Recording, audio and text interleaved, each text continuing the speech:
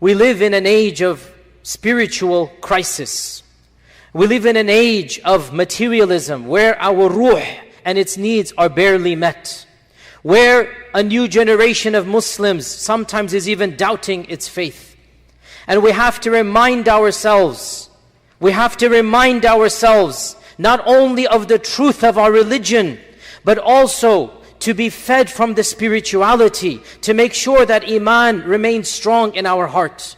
And today's khutbah is about the single greatest mechanism to strengthen Iman, the single greatest factor to make us realize that our religion is true and that it is from Allah subhanahu wa ta'ala, and that is in the miracle of the Qur'an. Nothing increases our Iman like reciting the Qur'an, like listening to the Qur'an. Nothing fortifies our soul like the book of Allah subhanahu wa ta'ala. Nothing answers the doubts of the naysayers. All of the doubts that people bring about religion, nothing answers them as effectively as the book of Allah subhanahu wa ta'ala does. And this is something that is actually mentioned in the Qur'an and in the Sunnah. Because it is the Sunnah of Allah. Even Allah has Sunnahs, even Allah has customs. It is the Sunnah of Allah that Allah blesses His prophets with miracles that His people can understand, to know that the Prophet is speaking the truth. Look at the previous miracles. The Prophet Salih was sent to the nation of Thamud. And what did Thamud do? Thamud was able to carve into mountains. Thamud built structures inside mountains. To this day we wonder, how did they build those structures? And when the Prophet Salih came, what was the miracle given to Salih? Allah Azza wa Jal gifted him the camel. What was the camel? You think you can create structures out of mountains? Allah can create life out of mountains. You think you are so high and mighty and powerful that you can carve a room into a mountain. Can you create a she-camel from a mountain? Look at the Prophet Musa alayhi salam. He was sent to Fir'aun, and the people of Fir'aun, they excelled in the dark arts, in magic and sihr. They excelled in sihr. They managed to do feats of sihr that would amaze the crowds. In front of all of Egypt, they did these quote-unquote miracles, which was nothing but magic. يُخَيِّرُ إِلَيْهِ مِنْ سِحْرِهِمْ أَنَّا تَسْعَى. They made the people think that the staffs that they have were like snakes because they could wiggle. They made the people see the wiggling, and they said, this is a great magic that you can fool 10,000 people.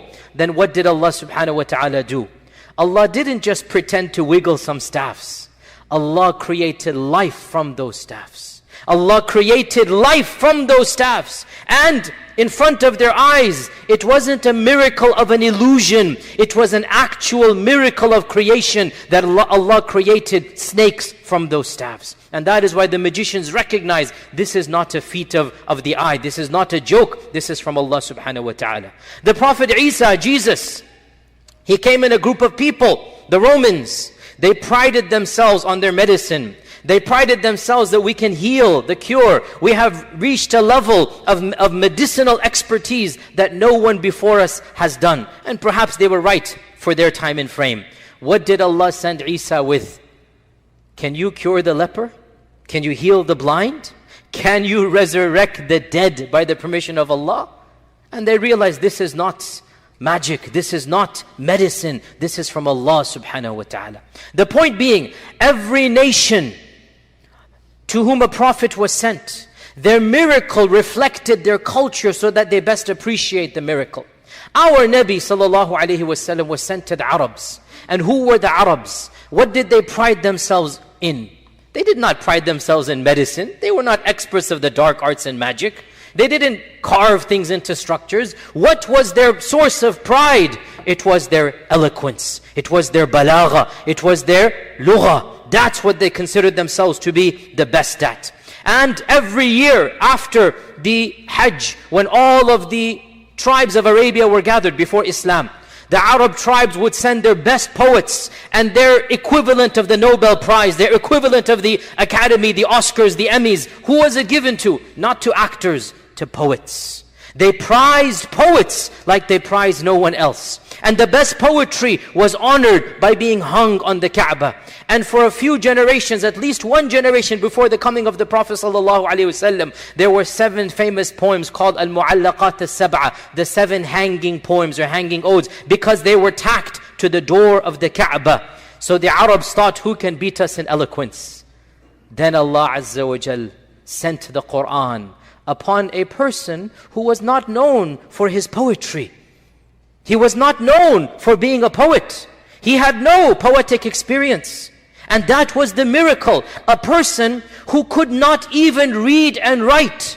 A person who did not have the type of formal education of reading and literature and writing that one would expect from a poet. Yes, an honest person. Yes, an amazing person. But somebody who was not known to read and write. وَمَا كُنْتَ تَتْلُو مِنْ قَبْلِهِ مِنْ كِتَابٍ وَلَا تَخُطُّهُ بِيَمِينِكَ إِذَا لَارْتَابَ الْمُبْطِلُونَ. Neither, this is in the Qur'an, neither did you write a book before this, nor did you recite any poetry before the Qur'an came down. If you were able to recite poetry, maybe those who have doubt could have doubted the Qur'an. But you were not known for this. You were not known to be an author. You were not known to be a poet. And yet overnight, the Qur'anic miracle comes down. And this was the proof that the Prophet ﷺ was the real prophet. And this is something that is demonstrated in the Qur'an itself. There are 5 verses in the Qur'an, exactly 5, that are called the verses of challenge, ayatul tahaddi.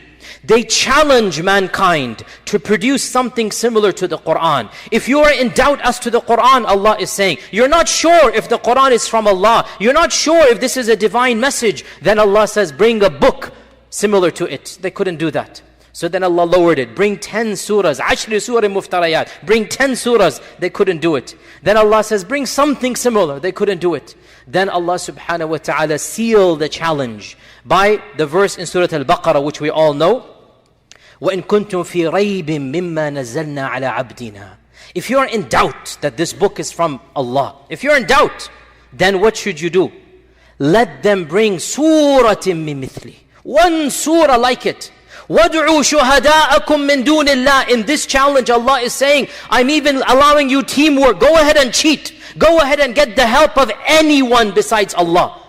Go ahead and get all of mankind to bring 3 verses, one surah like it. Then Allah sealed the challenge. فَإِن لَمْ تَفْعَلُوا وَلَن تَفْعَلُوا. If you cannot do it, and you shall never be able to do it, then if you doubt the Qur'an, there is no alternative other than Jahannam. You have failed the challenge. You are allowed to cheat with anyone. Bring all of the jinn, bring all of the ins, and bring 3 verses similar to it. This is a simple challenge. And Allah sealed the challenge because the challenge said, you shall never be able to do it. And this is called the verses of tahaddi, or the verses of the miraculous nature of the Qur'an. And our Prophet ﷺ said, hadith is in Sahih Bukhari, مَا مِن نَبِيٍّ. There has never been a prophet except that Allah has given him miracles because of which his people believed in him. There has never been a prophet except that Allah has given him miracles because of which his people have believed in him. And then he says something that is a bit strange. He said, وَإِنَّمَا. And the only miracle that I have been given. Now pause here before I finish the hadith. The hadith translates as the only miracle I have been given. But technically, he had been given other miracles as well. I mean, after all, how many times did food become a lot in his presence? How many times did water come from his hands? How many times did things happen that the Sahaba realized that this is a miracle from Allah subhanahu wa ta'ala? So then how can he say, the only miracle I have been given? The response, it is true he was given many miracles, and many books have been written about the miracles of the Prophet. Actually, Imam al-Bayhaqi, a famous great scholar, died 1,000 years ago. He wrote a 16-volume book, no exaggeration, 16 volumes, entitled The Miracles of the Prophet ﷺ. He has been given a lot of miracles. So then why is he saying ﷺ the only miracle?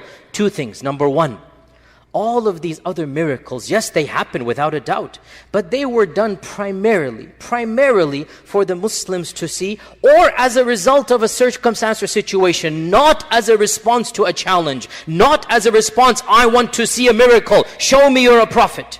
And secondly, the quantity and the quality of this miracle is so magnificent that all of the other miracles are trivial compared to it. Yes, indeed, our Prophet ﷺ made a small amount of food a lot, but so did many prophets before him. Yes, indeed, he was saved from the Quraysh multiple times, but so too many prophets were saved from their people and circumstance.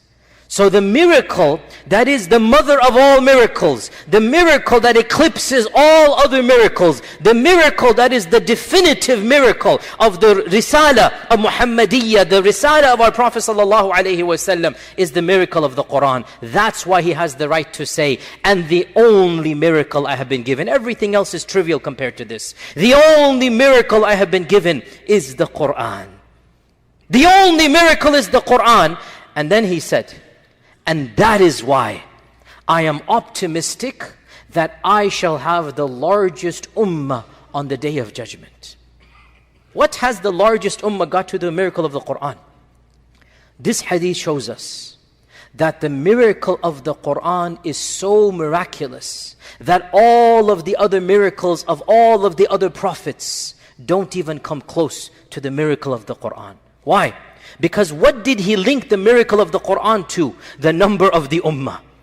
He said, because of the Qur'an, I'm optimistic that I shall have the largest ummah. What does that indicate about the Qur'an? That it is the most effective miracle that Allah has ever revealed to any prophet, bar none, no exceptions. The Qur'an is the miracle of miracles. The Qur'an is the greatest miracle that Allah has ever sent to any prophet. And that is why our Prophet ﷺ is saying, therefore I'm optimistic I shall have the largest